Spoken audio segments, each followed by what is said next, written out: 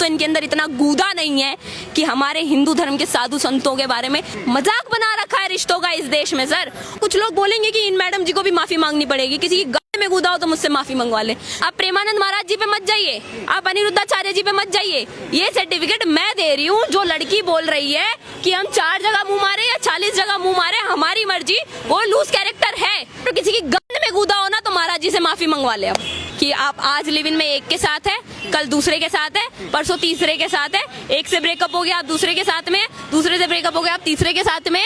ये मेरे देश के रिचुअल्स नहीं है। लेकिन कह रही लड़कियां कह रही हैं कि भाई जो विरोध कर रही है महाराज जी का, वो कह रही है कि भाई वो तो हमारी मर्जी है, हम 40 को अपना तन बदन परोस रहे हैं या 4 लड़कों को परोसिए। महाराज जी कौन एक्सेप्ट कीजिए कि आप वैश्य हैं।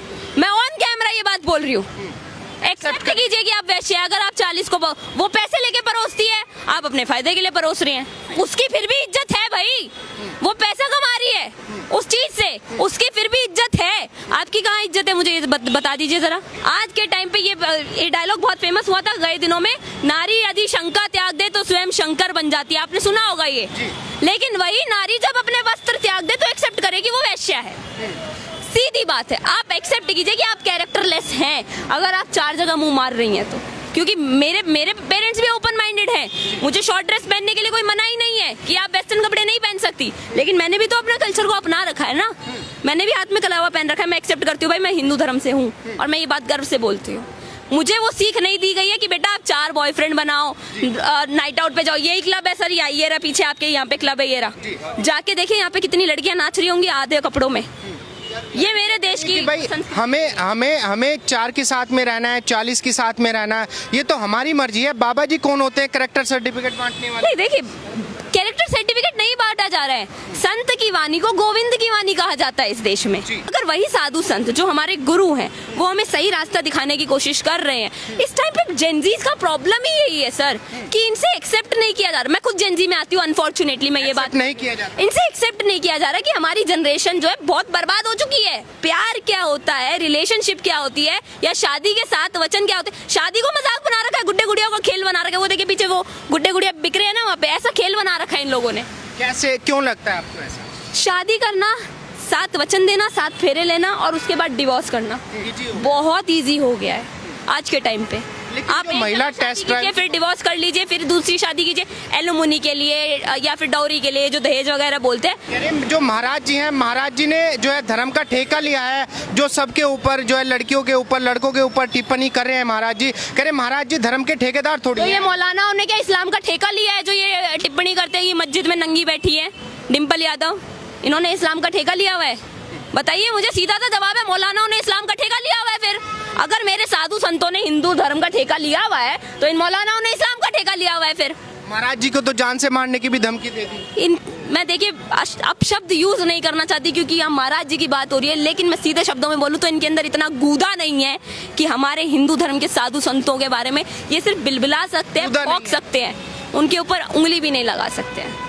क्योंकि इनका, मैं सीधे शब्दों में बोलूं भाई, आज के टाइम पे मेरी बात सुन के भी आपके कमेंट सेक्शन में बहुत सारी सो कॉल्ड फेमिनिस्ट लड़कियां आ जाएंगी जो बोलेंगी मैडम जी ने अपने आप को हिंदू धर्म की ठेकेदार बता रही है, ये कर रही है, वो बोल रही है, वो बोल रही है, इनके अंदर अकल नहीं है। अब ज्ञान बांटेंगी यहाँ पे भी कई लड़कियां, लेकिन सीधे शब्दों में जो ज्ञान बांट रही है ना इस बयान पे कि भाई हम लड़कियां हैं, हमारी मर्जी, हम जो मर्जी करें, आप लूज कैरेक्टर हैं, लूज कैरेक्टर है। और ये सर्टिफिकेट मैं दे रही हूँ। आप प्रेमानंद महाराज जी पे मत जाइए, आप अनिरुद्धाचार्य जी पे मत जाइए। ये सर्टिफिकेट मैं दे रही हूँ। जो लड़की बोल रही है कि हम 4 जगह मुंह मारे या 40 जगह मुंह मारे, हमारी मर्जी, वो लूज कैरेक्टर है। वैश्या की भी इज्जत है इस देश में आज के टाइम पे। वैश्या प्रवृत्ति वैसे मेरे देश में तो नहीं थी, लेकिन आज के टाइम पे वैश्या की भी इज्जत है, पर ऐसी लड़कियों की इज्जत नहीं है। ऐसी लड़कियों को इज्जत नहीं मिलनी चाहिए, बिल्कुल नहीं मिलनी चाहिए। और ऐसी लड़कियां किसी के घर की बहू तो बिल्कुल नहीं बननी चाहिए, ना ऐसे लड़के किसी के घर के दामाद बनने चाहिए जो 4 जगह मुंह मारते हो। ये मैं सीधे शब्दों में बोल रही हूँ। लड़के भी कम नहीं है आज के टाइम पे। आपने बहुत सारे नाम सुने होंगे, नई नई टर्म्स इन जेनजीज ने निकाल रखी है। बेंचिंग हो गया, सिचुएशनशिप हो गया, ब्रेड क्रम्बिंग हो गया। क्या है ये सब? मजाक बना रखा है रिश्तों का इस देश में सर। और ये मजाक बनाने के पीछे सबसे बड़ा हाथ ये बॉलीवुड गैंग का है, बॉलीवुड गैंग का है। क्योंकि इन्होंने, आपने देखा होगा अनुपमा एक सीरियल बड़ा चलता है आज के टाइम पे, उस एक अकेली की 7 शादी हो चुकी है, 7 फेरे होते हैं, 7 शादी हो चुकी है उसकी। एक सीरियल में। अच्छा मुझे ये बताइए, जैसे मेरा लास्ट सवाल होगा आपसे, जैसे कह रहे हैं कि भाई महाराज जी ने जो बोला है ना उसके लिए महाराज जी को माफी मांगनी ही पड़ेगी, मांगनी ही चाहिए, आप समर्थन करते हैं? आप चाहते हैं मैं गाली बक्के बोलूं तो मैं गाली बक्के बोल रही हूँ, किसी की गंद में गूदा हो ना तो महाराज जी से माफी मंगवा ले, अब गुदा हो तो माफी मंगवा ले, गूदा हो तो माफी मंगवा ले। हिंदू खड़े हैं महाराज जी के साथ, बिल्कुल खड़े हैं हम, सीना ठोक के खड़े हैं। सीना ठोक के खड़े हैं हम। अरे जब कुछ गलत नहीं बोला तो हम क्यों माफी मांगे भाई? अभी यहाँ कुछ लोग बोलेंगे कि इन मैडम जी को भी माफी मांगनी पड़ेगी, किसी की गले में कूदा हो तो मुझसे माफी मंगवा ले। मैं तो बोल रही हूँ भाई, जो लड़कियां 4 जगह मुंह मारती है, जो लड़के 4 जगह मुंह मारते हैं वो कैरेक्टरलेस है तो है, एक्सेप्ट कर लो भाई, है तुम्हारे में कूदा कि तुम लोग 4 जगह मुंह मारते हो। महाराज जी ने सच बोला है, बिल्कुल सच बोला है इसमें। यार ये सवाल ही क्यों पैदा हो रहा है कि सच बोला है या नहीं बोला है? आपको दिखाई नहीं दे रहा है आज के टाइम पे चल क्या रहा है?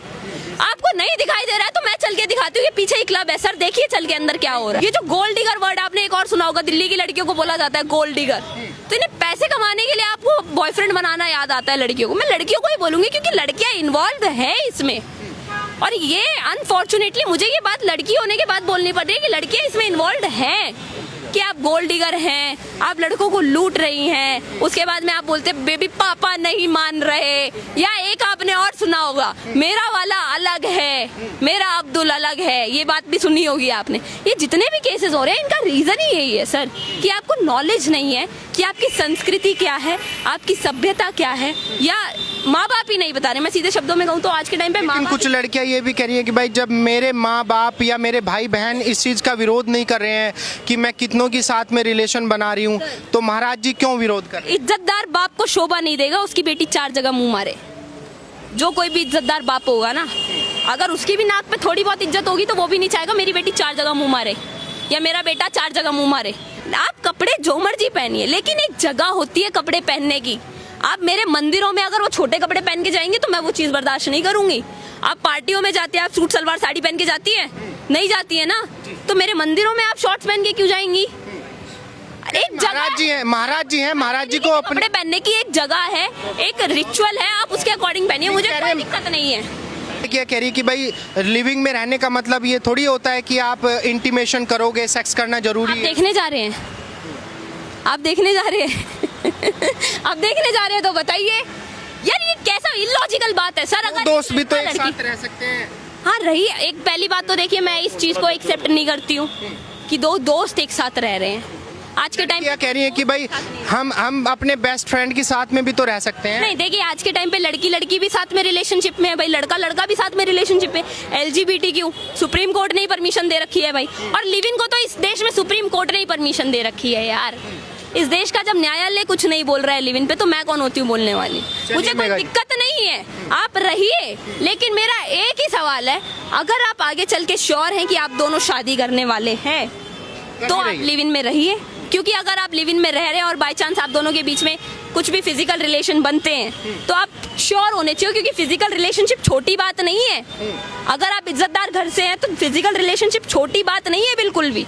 अगर आपके लिए बहुत नॉर्मल है तो रहिए, कैरेक्टरलेस तो आप ऐसे भी हैं।